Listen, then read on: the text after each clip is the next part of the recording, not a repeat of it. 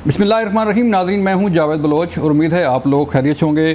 तहरीक-ए-इंसाफ पर पाबंदी लगाने के हवाले से जो है वो ख़बरें ज़ेर गर्दिश हैं और ये ख़बरें कहीं बाहर से नहीं आ रही, बल्कि तहरीक-ए-इंसाफ के अपने सेक्रेटरी ताज जो रऊफ़ साहब हैं उनकी तरफ ये कहा जा रहा है कि शायद तहरीक-ए-इंसाफ पर पाबंदी लगा दी जाए। वजह क्या बन सकती है, क्यों पाबंदी लगाई जा रही है और क्यों कहा जा रहा है पाबंदी लग सकती है, इस पर बात करने जा रहे हैं। और फिर हम बात करेंगे कि आज अडयाला जेल में तहरीक-ए-इंसाफ के दो ग्रुपों यानी कि दो धड़ों को बुलाया गया था तहरीक-ए-इंसाफ के बानी चेयरमैन की तरफ से, लेकिन दोनों की मुलाकात नहीं हो सकी। दोनों ग्रुप जो है वो सीखपा हुए और उमर अयूब साहब ने जो है वो तहरीक-ए-इस्तेहकाक भी लाने का ऐलान कर दिया कि अडयाला जेल के एहलकारों के ख़िलाफ़ तहरीक-ए-इस्तेहकाक भी लाई जाएगी। इसके साथ साथ आज एक और बड़ा अहम वाक़या इस्लामाबाद में पेश आया कि नेशनल प्रेस क्लब के सामने रिफाकत अली तनोली साहब एक शहरी हैं पाकिस्तान के, उन्होंने आज एहतजाज किया और उनका एहतजाज जो है वो ये था कि अदलिया की एक आला शख्सियत की बेटी की गाड़ी से शकील नामी उनका जो बेटा था वो जामबख्श हुआ। 2 साल हो गए हैं, उन्हें इंसाफ नहीं मिला और बिल आखिर ये रिफाकत तनोली साहब जो हैं आज इस्लामाबाद नेशनल प्रेस क्लब के सामने एहतजाज करने पर मजबूर हैं कि उनके बेटे का इंसाफ दिया जाए, उन्हें उनके जो बेटे की हलाकत है, जो मुलज़मा है उसके खिलाफ कार्रवाई की जाए, जो कि कार्रवाई नहीं हो रही। इस पर भी बात होगी। फिर हम बात करने जा रहे हैं कि बजट का तो पास हो गया, बजट के बाद जो अब झटके लगने शुरू हुए हैं आवाम को, वो उसके खमियाजा आवाम भुगत रही है। कभी बिजली के टैरिफ बढ़ाए जा रहे हैं और कभी जो है वो टैक्सों की भरमार की जा रही है और कभी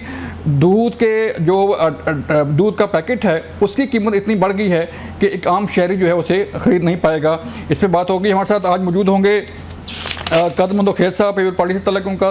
कद साहब शुक्रिया आपका। नदीम कुरैशी साहब का तल्लुक़ तहरीक-ए-इंसाफ से है, आपका शुक्रिया नदीम भाई। इसके साथ साथ उस्मा कारदार सभा जो है ज्वाइन करेंगी लाहौर स्टूडियो से, आपका तल्लुक़ मुस्लिम लीग नून से है, इनसे बात करेंगे। कदमंदो खेत साहब, आप सर बताइएगा, एक तो तहरीक-ए-इंसाफ जो है वो बार बार कोई ऐसा ऐलान करती है जिससे ख़बरें जो हैं वो काफ़ी हेडलाइन चलती हैं कि तहरीक-ए-इंसाफ पर पाबंदी लगाई जा रही है। आप समझते हैं कि तहरीक-ए-इंसाफ पर या किसी भी सियासी जमात पर पाबंदी लगनी चाहिए या लग सकती है? मेरे ख्याल में नून लीग वाले वो जो कराची में कहते हैं बौखला गए, इनको समझ में कुछ नहीं आ रहा है। आप पाबंदी एक सियासी पार्टी पे कैसे लगा सकते हैं? आप एक आदमी है जो उसकी जाती कोई क्रिमिनल एक्टिविटीज है, उस पर तो आप FIR कर सकते हैं, मगर एक सियासी पार्टी पे आप पाबंदी कैसे लगा सकते हैं?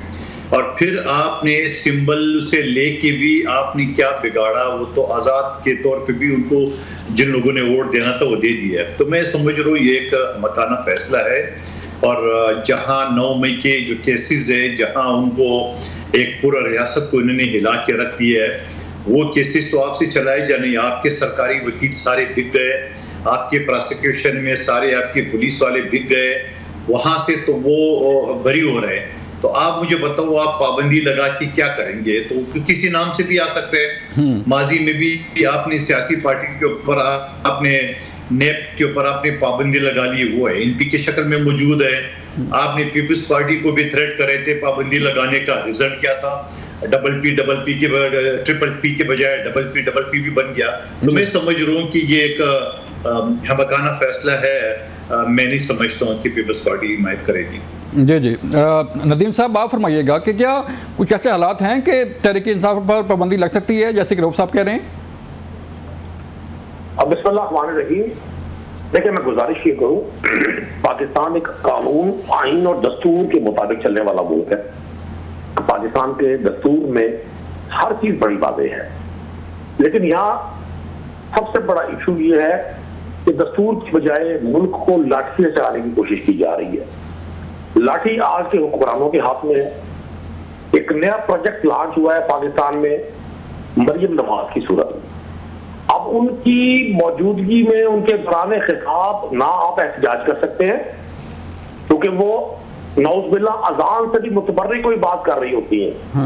अजान में लोग बोलते हैं वो अच्छा नहीं होता मजहबी तौर पे भी, लेकिन लोग वहां भी बर्दाश्त कर लेते हैं। मरियम नवाज साहबा की तकरीर के दौरान आप एहतजाज नहीं कर सकते, आप गरीब के लिए आवाज नहीं उठा सकते, आप उनसे नहीं पूछ सकते कि आप पंजाब के लोगों पे ये जो कोर्ट फीस एक्ट में तरमीम कर रही हैं, ये जो आप स्टाम्प ड्यूटीज बढ़ा रही हैं, ये जो दूसरी तरफ आप झूठ बोल रही हैं कि नदीम साहब मेरा सवाल था तहरीक-ए-इंसाफ पर पाबंदी के हवाले से सर। जी जी, मैं गुजारिश वही कर रहा हूँ ना जी। अब उस खातून को और इस सारे माहौल को तकवीयत और तवानात देने का एक ही हाल सोचा है यार लोगों ने कि इनके अपोनेंट जो भी आए, इनको जो भी अपोज करे, इन पर जो भी जाए तनकीद करे। हम कभी भी नहीं चाहते किसी की किरदार कशी हो, इज्जत और एहतराम के साथ तनकीद हमें भाई ने हक दिया है। तो सियासी तौर पर जब मुकाबला नहीं हो सका तो बात अब आ गई है कि तहरीक इंसाफ पर पाबंदी लगा दी है। किस वजह से? क्या पाकिस्तान के जो 3.5 करोड़ लोगों ने वोट दिया, अगर आप फॉर्म 45 के मुताबिक नताइज मुरतब करें तो 3.5 करोड़ लोगों ने तहरीक इंसाफ को वोट किया है। ये मैं नहीं कह रहा, ये फॉर्म 45 कह रहे हैं। आप कलेक्ट कर ले, 2/3 से ज्यादा अक्सरियत, सिर्फ 20 से 25 नशिस्तें थी जो PMLN को मिली है पूरे पाकिस्तान में नेशनल की, और 30 से कम नशिस्तें हैं जो पंजाब असेंबली में मिली है। मतलब आप हर वो स्टेप लेकर जो एक पॉलिटिकल पार्टी को क्रश कर सकते थे, आपने लीडरशिप को जेलों में डाल दिया। आपने छोटे छोटे मतलब गलियों में रहने वाले वर्कर, उन तक को जेल में मौत की चक्कियों में बंद कर दिया। आपको तकलीफ और सुकून महसूस नहीं हुआ, आपको इंतखाबात में नताइज नहीं मिले। एक तरफ आप अपनी निजी महफिलों में अपनी PMLN की जो लीडरशिप है, उनके जो डिस्ट्रिक्ट प्रेसिडेंट है, डिविजनल प्रेसिडेंट है, उनको डांटते हैं कि आपने रिजल्ट क्यों नहीं दिया। दूसरी तरफ इस जाली नताइज पर बगले बजाते हैं और सोचते हैं कि तहरीक इंसाफ का मुकाबला तो हो नहीं सकता, क्योंकि तहरीक इंसाफ ने पूरे सिस्टम को बेनकाब कर दिया। अब इस पर पाबंदी लगाई जाए। और हमारी मतलब जो मरियम साहबा खुद फरमाया करती थी, इन्हीं के दौर में नारे लगे थे ना, इनकी तकलीफ के दौरान नारे लगे थे, मुझे वर्दी वाले और दहशतगर्दी वाले वो चले पूछते हैं हुकूमत से। उस्मा कारदार साहब, अब बताइएगा कि क्या हालात ऐसे हैं कि तहरीक इंसाफ पर पाबंदी लगा दी जाए या कोई ऐसी इकदाम होने जा रहा है कोई? बिस्मिल्लाहिर्रहमानिर्रहीम, बहुत शुक्रिया आपने मुझे इनवाइट किया। मरियम नवाज साहिबा की ज़ात से इनको जो तकलीफ़ पहुंच रही है और जो इनकी चीखें सुनाई दे रही हैं, उसकी समझ आती है और मुझे इन लोगों से बहुत हमदर्दी है, क्योंकि उनकी जो कारकर्दगी है वो उसकी वजह से ये चारों शाने चित होके नीचे गिर पड़े। इनकी सारे चूरन जो ये बेच रहे थे, कभी महंगाई का, कभी धांधली का, कभी कुछ, वो सारी दुकानें बंद हो गई हैं। इसलिए क्योंकि उनकी परफॉर्मेंस जो है वो मेरे ख्याल में 100 दिन में 44 इनिशिएटिव्स उन्हें दिए जो कि पब्लिक वेलफेयर के थे। इनके जो चीफ मिनिस्टर थे वो मेरे ख्याल में 100 दिन में वो मुश्किल फाइलें भी नहीं पढ़ सके थे, कह रहे थे मैं अंडर बोर्ड ट्रेनिंग हूँ।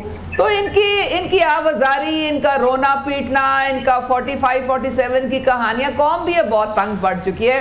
मैं तो इनको ये मशवरा देती हूँ, हमदर्दाना मशवरा है कि ये अब छोड़ दें 45-47 का रोना पीटना। जो हल्का खुलता है, जहाँ पे रीकाउंटिंग होती है, वो ये हार जाते हैं और वो हल्का हमारी तरफ मिल जाता है। तो कुछ हासिल नहीं होना, RTS पे अब आपका बटन नहीं हो सकता। आप मेहरबानी करके वो दिन याद करें जब आपने पूरी ऑपोजिशन को जेलों में डाला हुआ था, डेथ सेल में डाला हुआ था, और जो 2018 में जितनी शिकायत थी वो आज तो उससे आधी भी नहीं है। मैं ये जो आपने बात की कि जी इनको सजा मिलनी चाहिए कि नहीं, पाबंदी के हवाले से, तहरीक इंसाफ पर पाबंदी के हवाले से पाकिस्तान का दोस्त है जो चाहेगा कि इंटरनेशनली पाकिस्तान का नुकसान हो और पूरी दुनिया में ये पाकिस्तान के इदारों का, उनके सरबराह का पाकिस्तान के खिलाफ ये मुहिम चलाएं, पाकिस्तान के खिलाफ ये इतनी बड़ी साजिश करें, पाकिस्तान की फौज में दरारें डालें। और सबसे बड़ा सबूत जो मैं आपको बताती हूँ, इन्होंने एक खौफनाक ट्वीट की अपने ट्विटर हैंडल से, जिसमें इन्होंने 1971 में जो मुजीबुर रहमान के साथ जो उस वक्त मामलात थे उनको आज के मामलात से जोड़ा। हमारे आर्मी चीफ की तस्वीर जनरल याया के साथ लगा के कौम को गुमराह करने की कोशिश की। और दीदा दलेरी देखें कि इनको कोई शर्म नहीं आई, वो ट्वीट आज भी वही है। तो वो ग्रोह, वो टोला जो 9 मई में पूरी रियासत को जिसने अटैक किया और उस पर हमला किया, और अभी भी मजमूम अज़ाइम पूरी दुनिया में नजर आ रहे हैं कि किस तरह लॉबिंग फर्म्स हायर कर करके, किस तरह से हर कांग्रेसमैन के पांव पड़ के, हर सेनेटर के पांव पड़ के, हर वर्किंग ग्रुप के पांव पड़ के ये पाकिस्तान को नुकसान पहुंचा रहे हैं। अगर रियासत जो है मेरा सवाल ये था, जिनके मुताबिक ये फैसला लिया जा रहा है, मेरा सवाल ये था, अब रियासत ये मुतहम्मिल नहीं हो सकती। आप मेरी बात सुन रही हैं? इस किस्म की इनकी जो हरकतें हैं, मेरी बात सुन रही हैं? मुहिब्बे वतन पाकिस्तानी ऐसे नहीं कर सकता जिस तरह से ये पूरी दुनिया में कर रहे हैं, और इनको ये अब मेरी बात सुन रही हैं आप? मेरी बात सुन लें। मेरा सवाल था कि तहरीक इंसाफ पर पाबंदी लगने जा रही है या नहीं लगने जा रही, क्या हालात क्या हैं? देखिए, मुझे नहीं मालूम कि पाबंदी लगनी जा रही है या नहीं लगने जा रही है, लेकिन इनके ऊपर जो केस बनाया गया है वो आईन और कानून के मुताबिक बनाया जा रहा है, क्योंकि ये रियासत पे हमला आवर हैं। इन्होंने रियासत के इदारों को बहुत शदीद नुकसान पहुंचाया है। इन्होंने पूरी दुनिया में जग हसाई करवा रहे हैं ये पाकिस्तान की। इनको कोई पाकिस्तान से सरोकार नहीं है। ये दुनिया को क्या बता रहे हैं कि हर किस्म का जो जुल्म और ज्यादती और ह्यूमन राइट्स वायलेशन है वो पाकिस्तान में हो रही है। तो भाई ये फिर बाहर चले जाएं, फिर इनको यहाँ रहने की क्या जरूरत है? ये कोई सियासी इनके अज़ाइम तो नहीं लग रहे ना, ये तो एक जत्था है, और वो जत्था है जो एक शख्स जिनको गुमराह कर रहा है और वो अपनी जात के लिए एनआरओ लेने की खातिर उसने पूरी पार्टी को दांव पे लगा दिया है। अब आप मुझे ये बताएं कि क्या मैं आगे जाता हूँ, मुताबिक चलेंगे। उस्मा मैं आगे बढ़ता हूँ। कादिर मुंतखिल साहब, आप बताइएगा सर कि ये जो करारदाद पेश हुई अमेरिकी नुमाइंदगार में, फिर यूएन वर्किंग ग्रुप की रिपोर्ट को आना, तो ये कोई हुकूमत की नाकामी नहीं लगती कि वहाँ पे पीटीआई ने जो है वो लॉबिंग कर ली और करारदाद भी पेश करवा दी, फिर यूएन वर्किंग ग्रुप की रिपोर्ट भी आ गई? सर जी बिल्कुल, आप दुरुस्त फरमा रहे हैं, और हुकूमत की नाकामी 100% है, और उनकी नाकामी को शिकस्त को तस्लीम करते हुए उन्हें अमेरिका में भी अपना सफीर बदल दिया है, और अक़वाम मुत्तहिदा में जो मुस्तकिल मंदूब है उनको भी उन्होंने बदल दिया है। तो ये तो नाकामी का सबूत है कि पीटीआई अगर इस तरह कल तक वो अमेरिका को गालियां दे रही थी, फिर एक यहूदी लॉबिंग फर्म को करोड़ों रुपए पैसे दिए हैं, उनकी लॉबिंग की है, और अमेरिका में बैठ के पीटीआई के वर्करों ने उसके लिए लॉबिंग की है, और ये करारदाद पास हुआ। वो कि मैं करारदाद की कोई औकात नहीं समझ रहा हूँ, और यही पीटीआई थी जो कल तक अमेरिका को कहते थे आप हमारे मुल्क में मुदाखलत नहीं करें, अब उनकी करारदाद को वो खुशामदीद कहते हैं। तो मैं समझ रहा हूँ कि ये तो पीटीआई का दोगलापन भी आपके सामने आ गया, और हुकूमत की अपनी नाकामी अपनी जगह पे तो बिल्कुल दुरुस्त है। आपको सफारती लेवल पे जहां बिलावल भुट्टो साहब वो वजीर खारजा थे, आपको याद होगा पीटीआई ने तकरीबन पूरे दुनिया से नाता तोड़ चुका था। सऊदी अरब से हमारे जो करीबी तरीन दोस्त थे, आप चाइना से दूसरे तीसरे थे, लेकिन अल्हम्दुलिल्लाह बिलावल भुट्टो जरदारी साहब वजीर खारजा थे तो सारी चीजें उन्होंने बहाल कर दिए। आज मुझे फिर लग रहा है कि जो वजीर खारजा एक समझी को बनाया है और साथ साथ डिप्टी वज़ीर आज़म को पोर्टफोलियो भी दिया है, तो ये रिश्तेदारियों वाला जो पोर्टफोलियो है ना, ये ज्यादातर कामयाब चल नहीं सकता है। एक आदमी जिसको आता पता नहीं है किसी चीज का, उसको वजीर खारजा बना के साथ में डिप्टी वज़ीर आज़म बना के नवाजने का जो ये फार्मूला है, तो इनसे मुल्क नहीं चलते। और यही हाल है कि पीटीआई ने लॉबिंग किए, पैसे दिए, वहां से करारदाद पास कराया है। मैं दोबारा कहता हूं, करारदाद की औकात कुछ नहीं है, लेकिन उन्होंने एक कोशिश तो की है पाकिस्तान के खिलाफ इस तरह गन फैलाने की और इस तरह एक इलेक्शन को मुतनाज़ा बनाने की, ये सारी चीजें तो नहीं की है। लेकिन मैं ये समझ रहा हूँ कि पाकिस्तान का अंदरूनी मामला है, और फिर मुकाबले में हुकूमत ने ये भी अच्छा इक़दाम किए कि कम से कम उसके मुकाबले में करारदाद पास कराया और ये बता दिया अमेरिका का कि हम आपकी करारदाद को नहीं मानते। तो मैं ये समझ रहा हूँ कि ये खामखा फजूल की एक्सरसाइज है करारदाद की, और जो ने लॉबिंग फर्म पे करोड़ों रुपए खर्च किए पीटीआई वाली अगर अपने इलाकों पे एमएनए एमपीए तवज्जो देते तो आज ये रोड पे न पीटते। ये लॉबिंग फर्म जो है आज उनको गिरबान से न पकड़ते, आज उनको धमकियां नहीं देते इनके वर्कर के हम आपको रोड पे घसीटेंगे। तो ये इनकी हाल है। 4 महीने हो गए ये अपने हल्कों में काम करने की बजाय एक ही जुमला पकड़ के रखा है, हुकूमत की गाली दो और इमरान खान को रिहा करो। और भाई इमरान खान रिहा होगा अदालतों से, शहबाज शरीफ के पास कोई अलादीन का चिराग नहीं है कि वो लगा के और ठक से वो जेल से बाहर आ जाए। चलें कादर साहब, मुझे ब्रेक के लिए कहा जा रहा है, ब्रेक से वापस आएंगे फिर मज़ीद बात करेंगे, मिलते हैं ब्रेक के बाद। वेलकम बैक नाज़रीन। आज अडयाला जेल में 2 धड़े तलब किए गए थे तहरीक इंसाफ के। मुलाकात करनी थी बानी चेयरमैन तहरीक इंसाफ ने, और कुछ मामलात जो है वो पार्टी के डिस्कस होने थे, लेकिन आज मुलाकात नहीं हो सकी। नदीम कुरैशी साहब, आप बताइएगा सर कि ये धड़ाबंदी क्यों चल रही है? ये फवाद चौधरी की वजह से हो रही है सारी धड़ाबंदी या कोई और वजह है? क्योंकि अभी थोड़ी देर पहले ही किसी से बात हो रही थी तो वो उनका कहना था कि हर शख्स जो जेल से बाहर है वो अपने आप को पार्टी चेयरमैन समझता है, इसलिए ये धड़ाबंदी हो रही है। अच्छा, अगर आप मुझे इजाजत दे तो मैं आपसे 2 सवाल कर सकता हूँ जावेद भाई? इजाजत है सर, इजाजत है। एक तो ये था कि आप जैसे सीजन्ड और अवामी राय को अहमियत देने वाले जर्नलिस्ट को बजट की पेश आने वाली तकालीफ को अपने प्रोग्राम का पार्ट नंबर 1 रखना चाहिए था। लेकिन जाहिर है आप भी मजबूर हैं, आप भी नोटेड सर, तर्जुमानों के, नोट कर लिया सर, हुकूमती तर्जुमानों के इतने प्रेशर में है कि आपने जो इश्यूज हैं आम आदमी के, जो आपके मतलब ये मसला नहीं है तहरीक इंसाफ जो है वो लॉबिंग फर्म हायर करे, ये मसला नहीं होगा। नहीं, पाकिस्तान के खिलाफ जो है वो एहतजाज जो मसला नहीं होगा।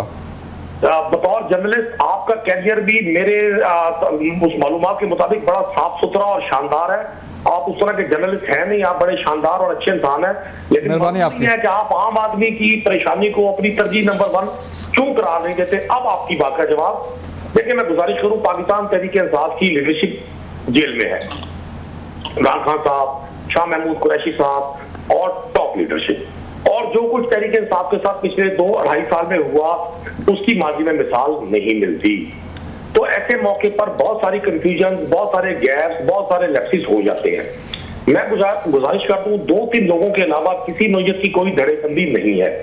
पाकिस्तान तहरीक इंसाफ की इसी लीडरशिप ने जो मौजूद है, जिसको इमरान खान साहब ने खुद नामजद किया, इन्होंने 8 फरवरी का इलेक्शन जिन हालात में लड़ा और जो नताइज दिए वो आपको भी मालूम है, भले आप कैमरे के सामने उसका इकरार करें या ना करें, आपको जब मैं अकेला ऑफिस में मिलूंगा तो आपको इकरार करना पड़ेगा। और कादिर मंदो खेल साहब को भी पता है ये अपने इंतखाबात के, अपने इलेक्शन का रोनर होते हैं। और उस्मा कारदार साहब की मैं मिसाल इसलिए नहीं देना चाहता, इन्होंने कहा कि जी तहरीक इंसाफ वो एक जत्था है जिसको एक शख्स वर्गलाकर कौम के खिलाफ, रियासत के खिलाफ इस्तेमाल कर रहे हैं।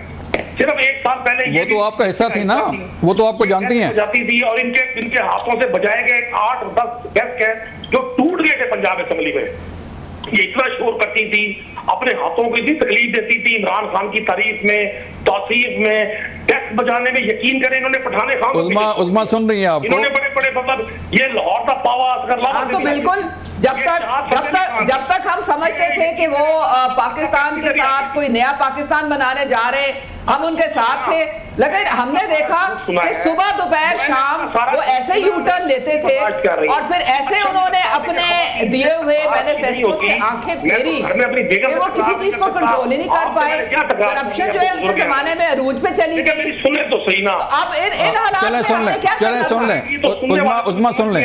सुन लें आप जी नदीम साहब। मैंने उस्मा साहबा का, ये तो नदीम कुरैशी साहब तो बेचारे अच्छे शख्स हैं, लेकिन ये भी दोनों हाथों से रो रहे होते थे उस जमाने में कि हम अपने हल्के में किसी को मुंह दिखाने के काबिल नहीं रहे, इतनी ज्यादा करप्शन हो गई है। चलें पूछते हैं जी नदीम साहब, मैं गुजारिश करूं, इल्जामात लगाने में और हकीकत में बड़ा फर्क है। हकीकत देखती है पूरी कौम। आप 2018, 19, 20, 21 के बजट उठा के देख ले पंजाब असेंबली के, उस्मा कारदार साहबा के हाथों से बजने वाले डेस्कों की गूंज आज भी पंजाब असेंबली में मौजूद है। अब इन्होंने अपना काबा बदल दिया, इन्होंने अपना किबला बदल दिया, इन्होंने अपनी सोच बदल दी। तो मुझे आप ये बताएं, अगर मैं थी पीटीआई की एमपीए तो जाहिर है मैंने सपोर्ट तो करना था ना। आप क्या समझते हैं? अच्छा, आप क्या समझते हैं? आपने सारी पार्टी छोड़ दी है, आपकी पार्टी में बचा कौन है? जो लोग बैठे हुए हैं असेंबली में, मैं तो उनको पहचानती नहीं हूँ, ज्यादा मेरे ख्याल में किसी को मैं पहचानती नहीं हूँ। सारे आपके पुराने लोग जो थे वो आपसे डिसअपॉइंट होके, नाना होके सबने छोड़ दिया आपको। मैं मोहतबाना मैडम गुजारिश करूं, मैं आपकी पूरी गुफ्तगू तवज्जो से सुनता हूँ।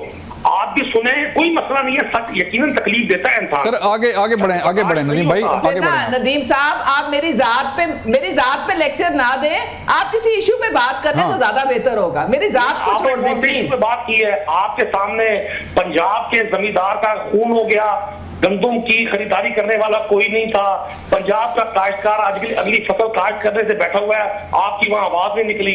पंजाब का जो 5 मरले 10 मरले का घर बनाने वाला आम ताजिर है, उस पर प्रॉपर्टी टैक्स लग गया, उस पर स्टाम्प ड्यूटी बढ़ गई कई 100 गुना। जो 1 रुपए थी उसको 100 रुपए कर दी गई, जो 100 रुपए थी उसे 1500। आपकी आवाज नहीं निकली। आप नदीम साहब सर इशू बेस्ड बात करें। नदीम भाई इशू बेस्ड बात करें। आपने मुझसे भी 2 सवाल किए, मेरी गुजारिश भी सुन लें कि मैं उस नदीम कुरैशी को जानता हूं कि जो बड़ा लाइक फाइक और ईमानदार सियासतदान है, लेकिन उसके ऊपर जो है जब जो सीएम जब वो आप समझते हैं कि सीएम कौन थे वहाँ पे पंजाब में, जो सीएम लगाए गए और जिस तरह की करप्शन होती रही आपके सामने होती रही, सर आपने आवाज़ नहीं उठाई उस वक्त। अब आप आवाज़ उठा रहे हैं, उस वक्त आप आवाज़ उठाते तो शायद ये मसला ना होता। कादर खैर साहब आपसे बताइएगा कि अभी जो चीज़ें चल रही हैं, जो धड़े बंदे चल रही है, जो पार्लियामान में गुफ्तगू हो रही है, जब भी आपने नदीम कुरैशी साहब की बात सुनी तो ये मामला सर जा किस तरफ रहे हैं? कोई ना तो कोई मुज़ाकरात की बात होती है, ना कोई आवाम की बात होती है, सिर्फ जो है वो पर्सन स्पेसिफिक बात की जा रही है कि फलां को रिहा कर दें, फलां के मुकदमा खत्म कर दें। जावेद बलोच साहब, ये जितने आपने सवाल किए ये सवाल मुझसे बनते नहीं है, ये नदीम कुरैशी साहब से बनते हैं। वही ना, हुकूमत या उसके इत्यादी या सपोर्टर जो है ना वो तो अपनी हुकूमत करते हैं, अपोजिशन ये सारी चीजें मुज़ाकरात और ये सारे करते हैं, मगर उसके बावजूद हमने बार बार कहा है, बिलावल भुट्टो साहब ने कहा, आसिफ अली जरदारी साहब ने कहा है, शहबाज शरीफ साहब ने कहा है कि मुज़ाकरात करे। ये तो पार्ट की चोटी से उतरते नहीं है, इनका तो एक ही मसला है, इमरान खान को रिहा कर दो, वो भी गेट नंबर 4 के जरिए रिहा करो, वही अदालतों में जाओ। दूसरी बात जो मोहतरम नदीम कुरैशी साहब बता रहे थे पंजाब में जो गंदम के या किसान की सूरत हाल थी, उसमें तो आज की 92 जो एमएनए बैठे हुए असेंबली में उनमें तो किसी ने नहीं उठाई, हमारे एमएनए ने उठाई ये मामला सबसे पहले गंदम का पंजाब का स्कैंडल के हवाले से। तो ये भी एक तारीख गवाह है। फिर साथ साथ ये कर ले कि आप मुझे बता दो कि आज भी इनके रहनुमा प्रेस कॉन्फ्रेंस करे, ये इमरान खान साहब जेल में या बनी गाला में बैठे हुए हैं। जेल की कैदी या सजा कैदी से सिर्फ उनकी वकील मिल सकता है या उनके फैमिली मेंबर मिल सकते हैं। यहाँ तो बकायदा पूरा का पूरा मीटिंग हो रही है, हर इशू के ऊपर मीटिंग बुला के हर चीज के। मैं तो कहता हूँ कि जेल हुकाम या अदालत जो है ना इसकी परमिशन कैसे दे सकती है? मुझे 30 साल हो गए सुप्रीम कोर्ट तक प्रैक्टिस करते हुए, 10 साल से ज्यादा मैं जेल कमेटी का मेंबर रहा हूँ, जेल रिफॉर्म्स कमेटी का सिंध गवर्नर के साथ। ब्रेक लेनी है, मिलते हैं ब्रेक के बाद।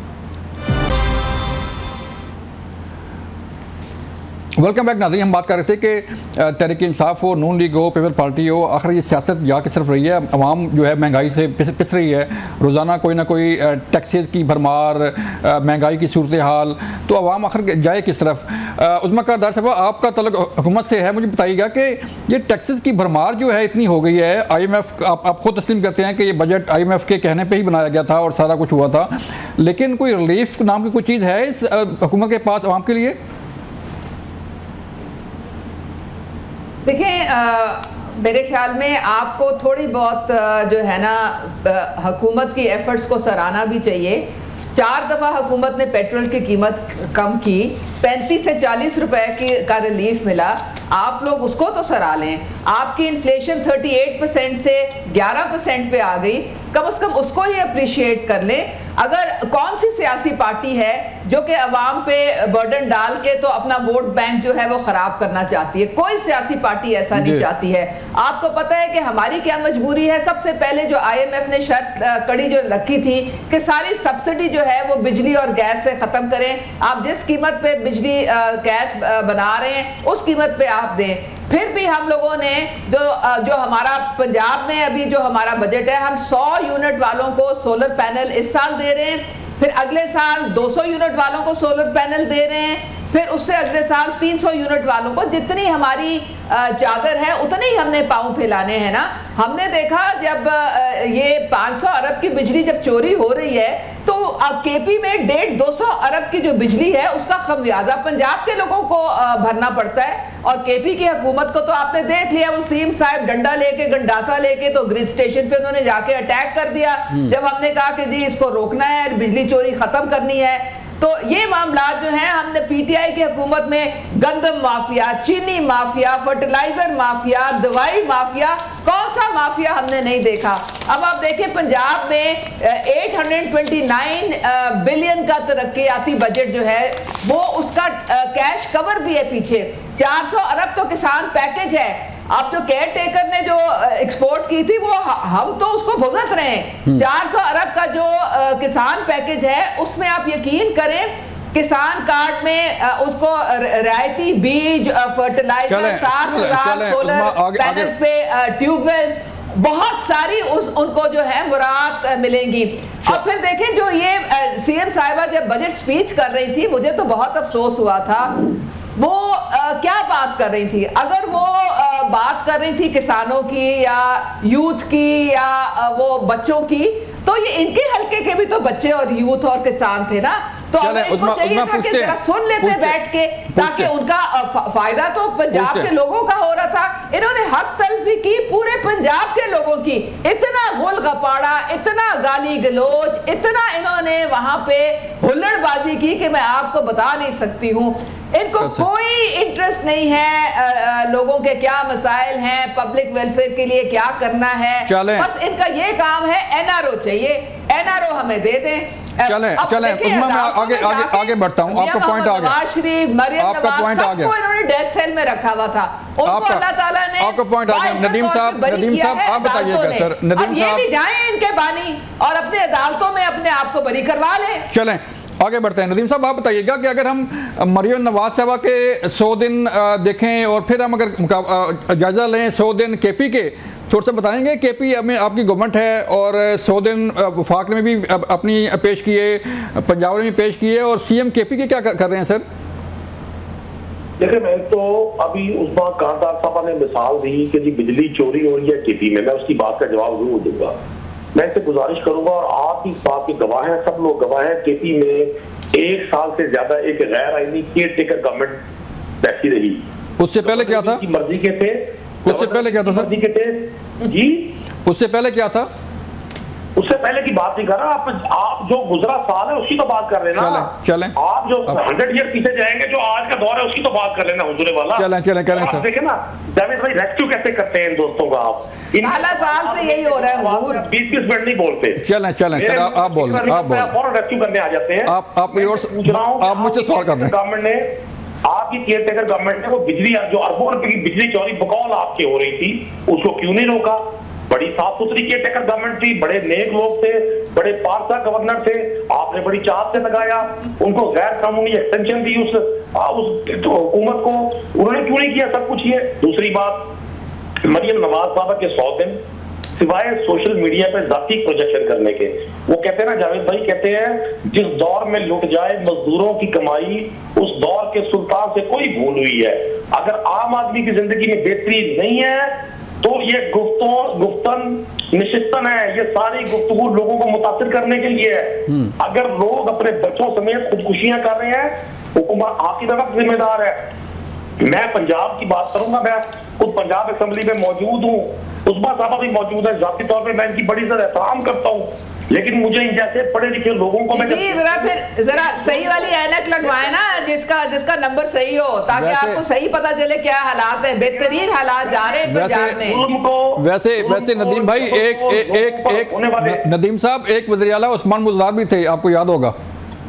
देखिए, उस्मान बुज़दार साहब बिल्कुल वज़ीर आला थे, तो आप वो बेचारे अंडर ट्रेनिंग थे पहले 100 दिन। अच्छा सुन लेना मेरी बात, उस्मान बुज़दार साहब का आप उपरानों से पूछे ना कहाँ है वो, मुझसे क्यों पूछ रहे हैं? मैं कोई आईटी पंजाब नहीं हूँ, मैं DGFIA नहीं हूँ, मैं कोई चेयरमैन नैब नहीं हूँ। अगर उस्मान बुज़दार ने इतने ही मजालिम किए थे तो ये सवाल आके उपरानों से पूछे ना। जो इनके साथ सेटिंग कर लेते हैं सर, उसको क्लीन चिट है। ये कानून इस मुल्क के सिर्फ जावेद गिलोच और नदीम कुरैशी और शुरवा के लिए है, ताकतवरों के लिए कोई नहीं है। ये सवाल मुझसे बनता ही नहीं है कि भाई नदीम कुरैशी तो पंजाब असेंबली में बैठा हुआ है, अपनी मर्जी से आता है, अपनी मर्जी से जाता है, क्या मसला है भाई? इनसे पूछे कोई भी शख्स।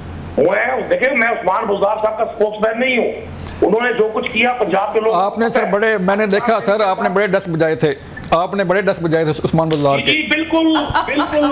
जब पंजाब में शानदार पॉलिसियां थी, पंजाब का किसान खुशहाल था, पंजाब का ताजिर खुशहाल था, पंजाब का तालिब इल्म खुशहाल था, पंजाब का मजदूर खुशहाल था, तो सारा कुछ लूट लाट के वो गुजर और फरा गोगी ले गए दुबई में। वो दुबई बैठे हुए सारा लूट मार का बाजार गरम करके।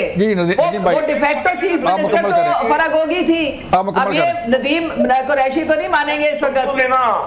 चलो सर आप बात करें सर। आज आ गई हम बगैर नाश्ते के या बगैर लंच के, जो आप हर बात में गुस्सा कर रही हैं। मैंने कब आपको मना किया है? जब आपने 18-20 नहीं तो वो भागे क्यों हुए? उनको बोले वापस आए ना। चलें बात करने दें, बात करने सारे तो भगौड़े, सुन लें। शहजाद अकबर भी भगौड़ा, जुल्फी बुखारी भी भगौड़ा, शहबाज गिल भी भगौड़ा, फराब गोगी भी भगौड़े, सब खा पी के तो फारिग होके तो भाग गए। चलें नदीम साहब आप बात करें सर, बात करें। यकीन करें एक वक्त था, ये मरियम अपना उस्मा साहब ने जिन्हें नाम लिया ना, ये इनके साथ इनकी सेल्फी।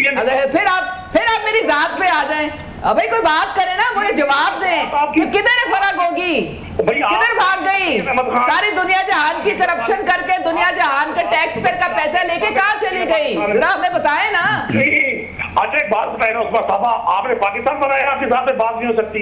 एटम बाब आपने बनाया, अलीगढ़ यूनिवर्सिटी आपने। सर मुझसे बात करें ना, मुझसे बात। आपने ऐसा कौन सा कारनामा अंजाम दिया है? एटम बाब हम पाकिस्तान न्यूक्लियर स्टेट है और जिससे भी बनाया है हम बहुत खुश हैं, हम फख्र से हमारा सर बुलंद हो जाता है। हम आपकी तरह जाके बाहर पाकिस्तान की बेइज्जती नहीं कराते पूरी दुनिया में। हम उन पाकिस्तान के खिलाफ रेजोल्यूशंस नहीं लेके आते। इंसाफ ही होता है, ये भी बोलने मैं भी बोलूं। जब आप मुझे बोलने नहीं देंगे, इनको बोलने देंगे तो फिर आप अगर गाजा और कश्मीर के लिए लाते हैं ना रेजोल्यूशन, तो फिर हम कहते हैं आपकी कामयाबी है। आप अपने मुल्क के खिलाफ, अपने इदारों के खिलाफ ही रेजोल्यूशन लाते हैं हर जगह जाके। इदारे हमारे हैं, जी फौज हमारी है, पाकिस्तान हमारा है, रियासत हमारी है, अपने हर इदारे को सलूट करते हैं हम। तो फिर उनको क्यों बदनाम करते हैं बाहर जाके? क्या बदनाम करें ना उनको बाहर जाके, मुल्क में रह के अपने सारे मसाइल हल करें। सुने तो सही, सुन ले तो किया करेगा। हर आप टीवी प्रोग्राम को भी अपना घर समझती है, किसी को बोले नहीं देती, बात ही नहीं करने देती आप। हाँ मेरी सुने तो सही ना। मेरा घर पाकिस्तान है और अगर पाकिस्तान के खिलाफ कोई जाके बाहर बात करेगा तो वो मेरा दुश्मन है। चलें बहुत शुक्रिया सर, टाइम खत्म हो गया। नदीम भाई आपका शुक्रिया, उस्मा कारदार साहब आपका शुक्रिया, कादर मंदो खैर साहब आपका शुक्रिया। नाज़रीन ये था आज का प्रोग्राम। इस डिबेट का मकसद ये सिर्फ यही है कि यहाँ पर जो जिस अवाम ने मैंडेट दिया है उसकी बात की जाए, जो मुल्की मसाइल हैं उसकी बात की जाए, बजाय कि पर्सन स्पेसिफिक बात हो या कोई एक ऐसी जमात या किसी एक शख्स के मतलब जो है बात की जाए। ये था आज का प्रोग्राम। अपना ख्याल रखिएगा। अल्लाह हाफिज़।